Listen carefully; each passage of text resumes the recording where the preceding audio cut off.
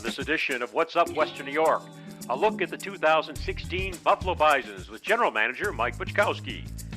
Then a look back to 1988 and the unveiling of Pilot Field.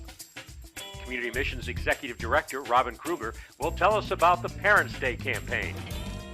The search for the Sound of Smokin Joes Native Center has a winner. And finally, restaurateur Russ Salvatore will look back at his legendary Bills Dolphins parties in Miami.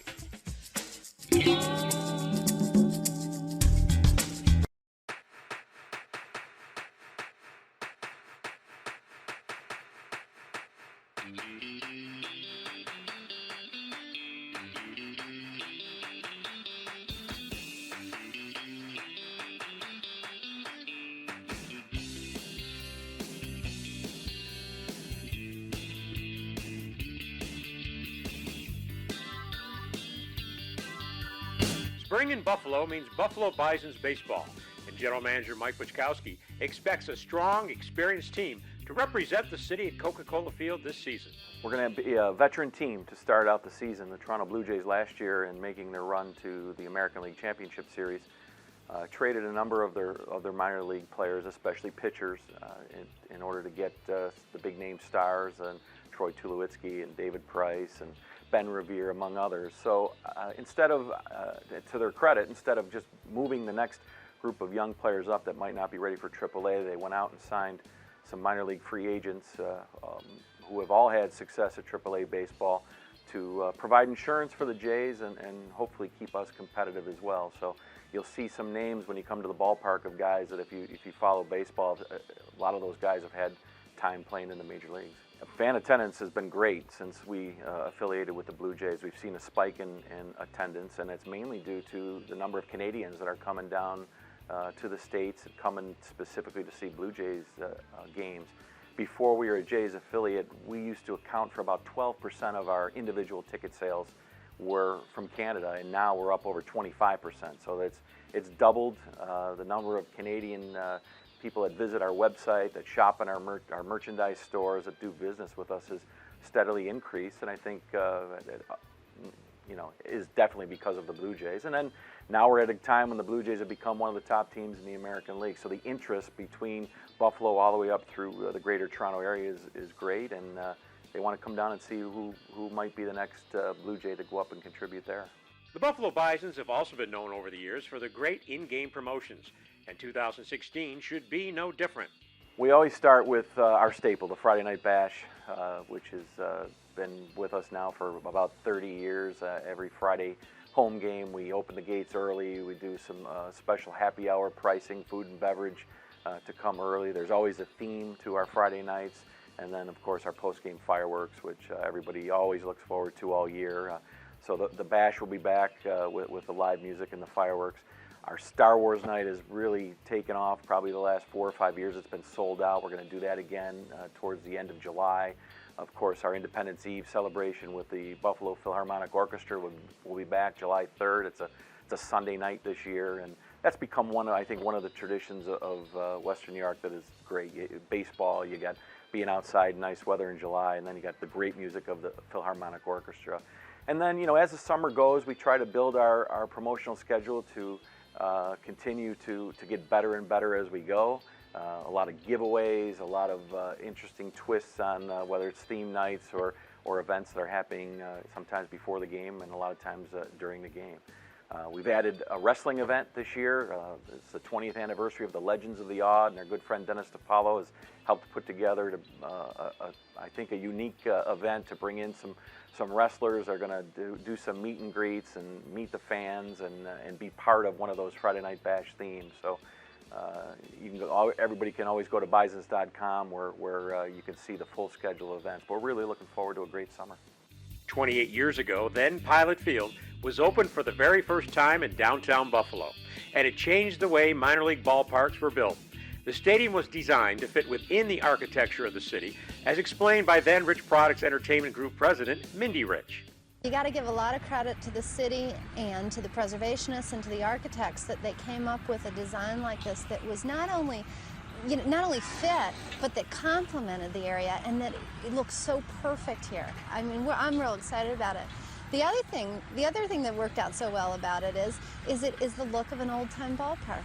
Everybody that we've brought through here, all the baseball people that have seen this place, just love it. They want to get out here and play, or they want to be on the field because it reminds them of the old-time baseball stadiums. So that's another benefit. It fits in with the city, and it's a brand new building, but it looks like an old-time baseball field. Yeah, it's amazing that in 29 years we've gone from the newest ballpark in AAA baseball to now one of the older ones. We're the oldest ballpark in our league in that many years. So I think everybody has looked at the success that this ballpark generated when it opened in 1988. It was built right downtown at a time when stadiums were not being built downtown. Everybody has copied that formula and has done very well. So really, I think our task is to ensure that this ballpark remains a jewel of downtown, a place where families can come out and in the summertime and have a great night out, very affordable night out, be able to see a high level of baseball, but feel clean and safe, and we want to make sure it's fun. And probably the biggest changes over that amount of time has been the technology and what we can offer to our fans. We have a video board that's just a couple of years old that we converted it to HD a couple of years ago. The side message boards, and the amount of information that fans now want about players and the game and statistics. It's something that when the ballpark opened, we didn't have those capabilities, and we're doing that. So, you know, we're going to continue to invest private money. We have a great relationship with Mayor Brown and the City of Buffalo Common Council that also invest money back into the facility to make sure that it remains a great place. And even though it's 30 years old, you know, we're hoping that it lasts another 20, another 30 years. And in order to do that, it's our job to maintain it and to constantly reinvest. You know, we're owned by Rich Products Corporation, a food company. We made a decision 30 years ago when this ballpark opened to self-operate, and that meant to control our own concession stands, and that allows us the ability and the flexibility to carry the products that we want. And probably about 10 years ago or so, we made a real conscious effort to try to bring in more local products. I think one of the great things about living in Buffalo, Western New York, is the amount of great food places there are and great food products. And so we continue to add to that lineup, whether it's the Salen's hot dogs or the Costanzo's rolls or the Nick Charlat's ice cream or Ilio DiPaolo sauce in our concession stands, Lenova pizza, Wardinsky sausage. I could go on. And this year what we've done is we've expanded some of the offerings that those people give us, whether it's a healthy choice, a veggie burger or a chicken sausage, or whether it's different flavored sausages, and we've tried to spread those around the ballpark. We've created a new stand right behind home plate called the Buffalo Local Stand that is going to have the craft beer selections, which have really taken off, especially in this area, so we can offer even more of those. So yeah, when you come to the game, we know the food is a huge part of the experience, and we want to be able to make sure that our offerings are quality and that you have a lot of offerings for our fans, and I think we do that. For Mike Buczkowski, working for the Bisons and the Rich family has been a long and enjoyable ride. This is my 30th season, my 29th full season. I started actually in the middle of the last year that the team played at War Memorial Stadium in 1987, and as a PR assistant, PR coordinator, and I remember my first week on the job, the players had staged a fan boycott. They weren't going to sign any autographs or talk to the media because we wouldn't let them sit in the dugout for one of the Beach Boys concerts at the ballparks. And so we had a player get in trouble the next week. It was a very tumultuous time around the team. I didn't think I'd make it to the end of that first year, but I did, and been fortunate to work with great people in the Rich family and been part of the history of this ballpark.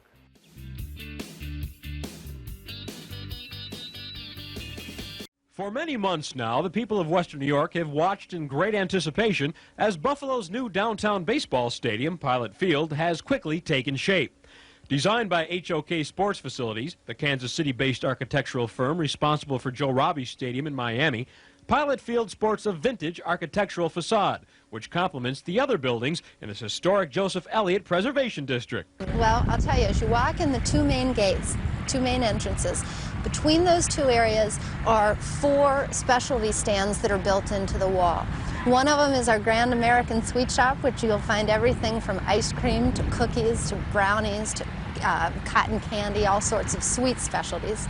Then there's the Buster's Burgers stand, which gives you nice, thick, juicy burgers, along with corn on the cob and a whole sorts of variety of specialty meats, different kinds of foods there. We'll have one area in the food court called Big Guys, which you'll be able to get chicken wings. We'll also have all sorts of mobile carts that will serve everything from carved roast beef to different kinds of ice creams to a natural food stand. So you'll be able to have, you know, if you want a little deli sandwich, or you want a tuna salad, or if you want those kind of varieties, something that's a little bit more for the health-conscious consumers. Aside from the food court, the stadium features Pettibone's Grill, a 300-seat restaurant under the supervision of Stadium Operations Director John Dandas. We're really excited about the impact of Pettibone's on downtown dining and keeping the stadium up to date and active throughout all of the winter off months. The restaurant will be open for lunch and dinner 365 days a year, and we hope will be a welcome addition to what people can look forward to downtown, whether it be going to the hockey games or to the Studio Arena or participating in any of the other downtown events. Your job covers many areas. We go from Pettibone's Grill, which is a fine dining area, down to the clubhouse where, you know, the players may have a sandwich, but most of their work in there will involve getting ready for the ball game. And one of the features is the indoor batting cage. The entire team clubhouse area is state-of-the-art to the degree that the equipment in there, whether it be the range of motion trainers machines to the batting tunnel and pitching mounds, are all major league specification. The pitchers and batters, for that matter, will be able to take either their warm-ups or throw pitches during inclement weather, or while the rest of the team is out taking practice here on the field. We're really excited about it. It's something that's a new addition for the Bisons.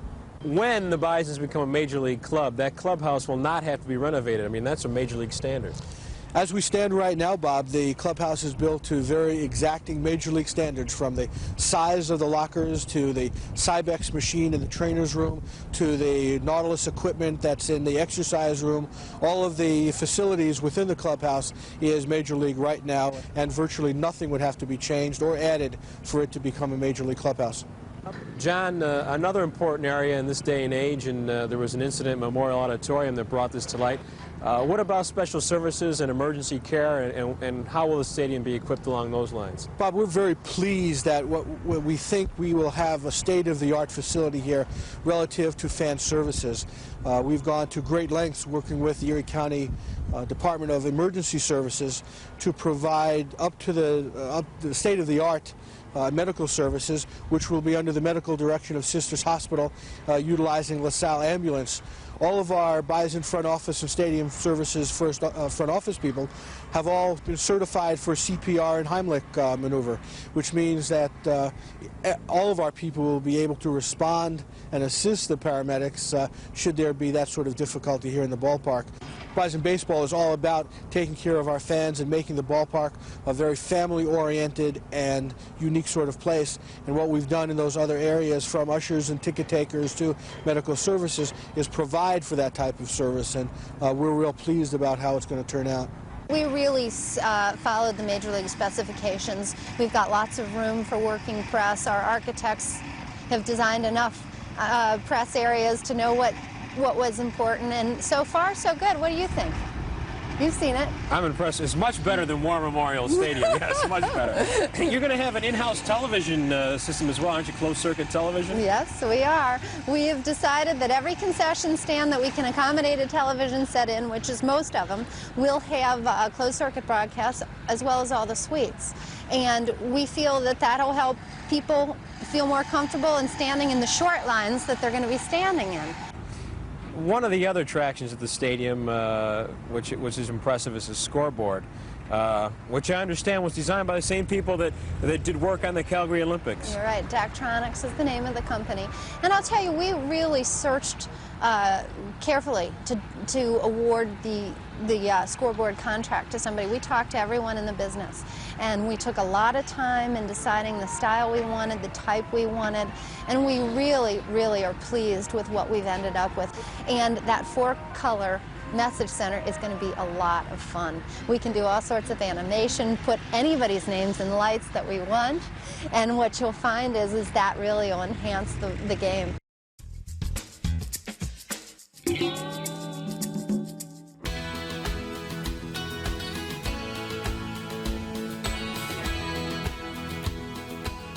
The Community Missions of Niagara Frontier have embarked on their 11th annual Parents Campaign for the next 2 months.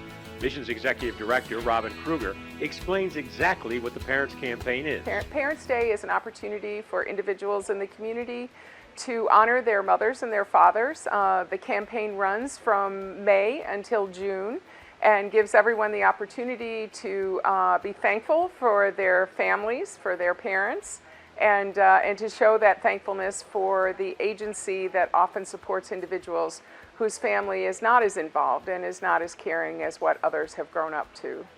Well, there's several ways to contribute. Certainly financial contribution is always welcome. There are also opportunities to come to the agency and either serve in the kitchen, plan a work day with your family to honor your family, and also to be a part of the ongoing work of the agency in terms of food collections, other items that the mission might need. Certainly singular donations of those items are great. Our website is www.communitymissions, S on missions, all one word, .org. The Community Missions of Niagara Frontier serve a very important function in this region. Well, the mission is an opportunity for individuals who need a little support in the Niagara Falls and Niagara County area. The agency offers the opportunity of housing supports. We also offer food support for food insecurity for families who don't have quite enough at the end of each month. And we also operate a variety of housing and recovery services programs, individuals who suffer from mental illness. We also support parolees who are re-entering the community, individuals living with AIDS, and then we have a youth division as well that provides preventative programs as well as a residential program for those who are emotionally challenged. For Robyn Krueger, working for Community Missions has been a lifelong commitment. I've been with Community Missions for 38 years. I started in 1977 and I became its executive director in 1994. So I've been here a while, and it's something that changes on a day-to-day basis. The one thing that is a constant here is that every day is different. So there's different people, there's different needs, there's different opportunities to be happy and grateful for the work that the community offers us and also for the donations that they give us as well. For more information, go to communitymissions.org.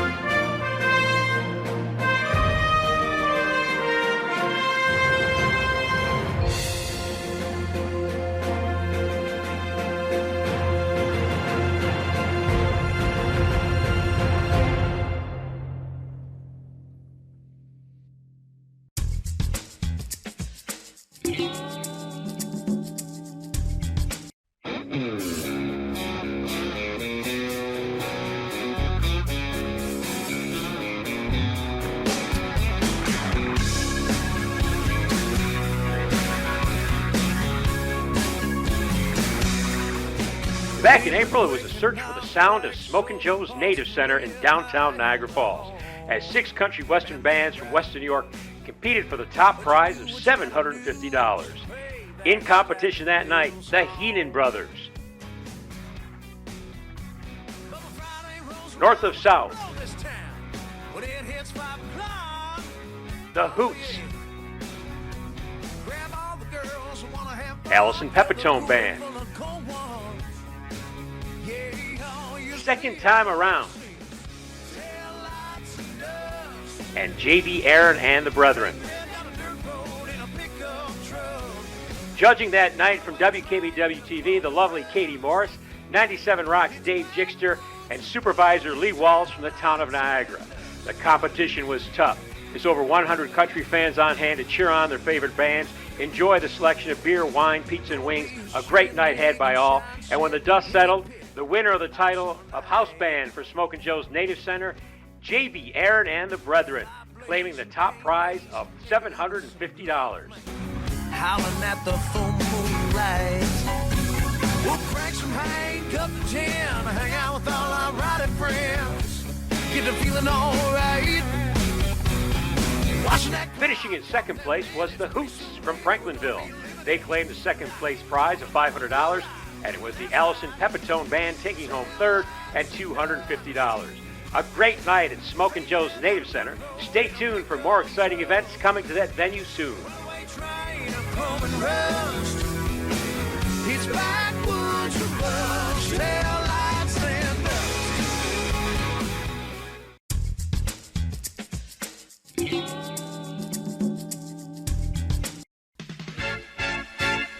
The bills make me wanna kick your heels. Well, you know, Bob, it started back about 25 years ago, and I happened to be at a place by the name of Shooters, and I had a small party planned for about 75 people. And anyways, before you know it, everybody heard that I had a party going on. And anyway, they started coming in. I asked Reggie, the owner, I says, Reggie, we got all these people coming in. You got a bigger room? He says, I can't do nothing. And then my craziness that I am, I says, then do me a favor. Get me 4 or 5 more bartenders, zero out the register, and I want everybody in the restaurant to drink for nothing for the next 4 hours. Well, they were Miami people. Everybody's hugging. Everybody's kissing. As a matter of fact, I got scared when I seen someone come down and they're carrying a case of champagne on the guy's boat because they could park next to the dock. And someone said, hey, some guy from New York just bought Shooters. They're giving all the liquor away.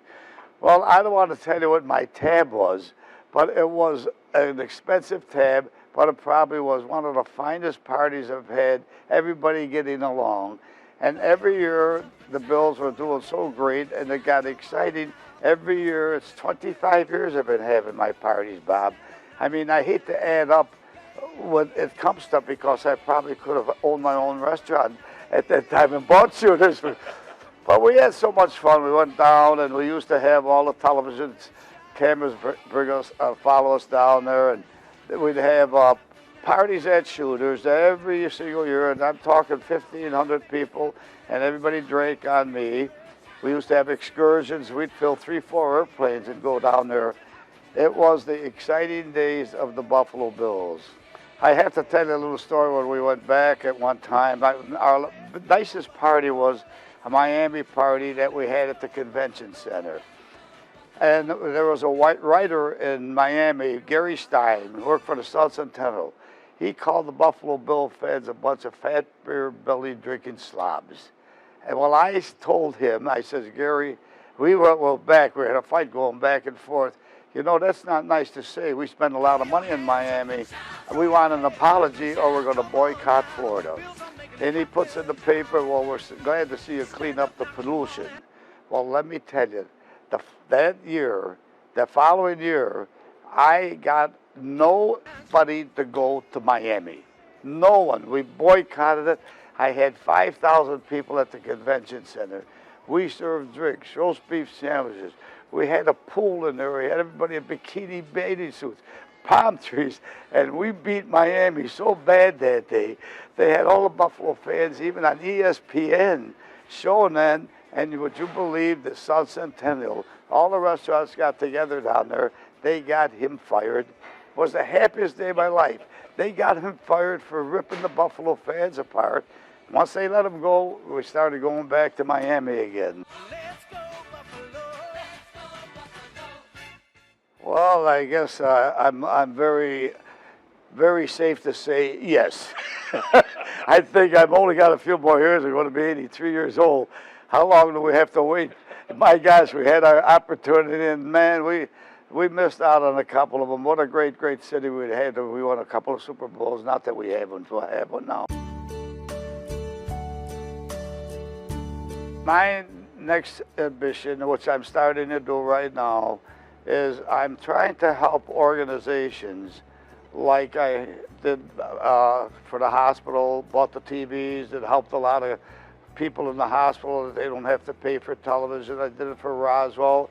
I'm doing it now for Mothers of Mercy. I'm going to take care of whatever I can do for the community. I have money. I hope I go to the grave with not a penny in the bank. And I give it all to the society here that has helped me be successful. Where I can see somebody bring me something and say, would you be willing to donate X amount of money to make a bunch of people happy, like in the hospital, where they never have to turn on the TV. I will continue to do that until I'm broke. And I work very, very hard. I make a lot of money. But at the end of the year, I give it all away. I don't want to give one penny to Uncle Sam. I'd rather give it to all those beautiful people that are listening to us right now.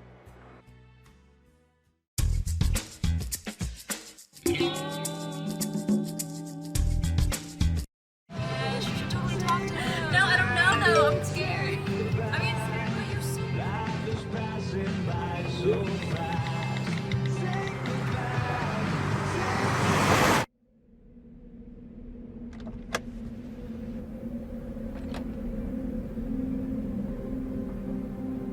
Do you know that you're in my lane? No, not at all. Are you not paying attention? Are you texting? I was just checking in with my mom. I was telling her that I thought we'd be home by 6. It's okay. There's enough time. Just pay attention. I'm not even halfway through my text. There's no way. I'm not even going to look up. My babies are in the car. You have to pay attention. It's just supposed to be a quick text. I'm so sorry.